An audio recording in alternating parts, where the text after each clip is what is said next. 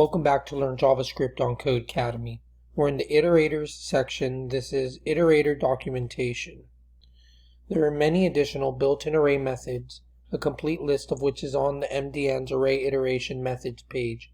The documentation for each method contains several sections: a short description, a block with the correct syntax for using the method, a list of parameters the method accepts or requires, the return value of the function, an extended description, examples of the method's use, and other additional information. In the instructions below, there are some errors in the code. Use a documentation for a given method to determine the error or fill in a blank to make the code run correctly. Instructions say in the code editor there is an array called words. We want to create a new array of interesting words. The first thing we want to do is check if there are words that are fewer than 6 characters long. There is something missing in the words.sum method call. Fix this method so that true is printed to the console. Let's zoom out and look at that real quick.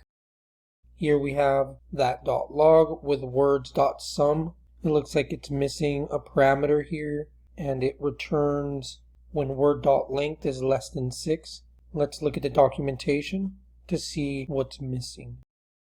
The sum method tests whether at least one element in the array passes the test implemented by the provided function. It returns true if, in the array, it finds an element for which the provided function returns true. Otherwise, it returns false. It doesn't modify the array. So it looks like it is missing the parameter over here. So let's go back over here and give this word. Should be able to run this now. And it does return true.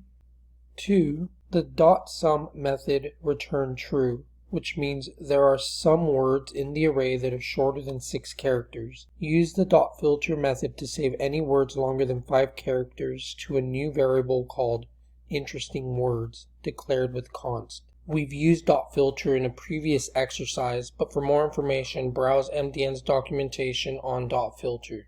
Let's go ahead and look at that. The filter method creates a new array with all elements that pass the test implemented by the provided function. So we give it a condition. If it passes it, then it will be saved into our variable. Let's do that now.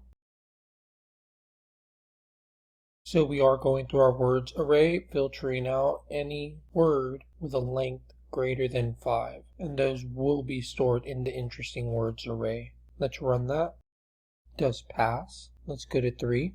In the last line of main.js, there is this code. Console log, interesting words.every, word, big arrow.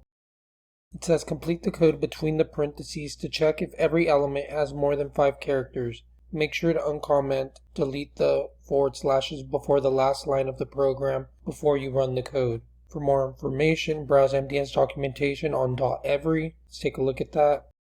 The every method tests whether all elements in the array pass the test implemented by the provided function.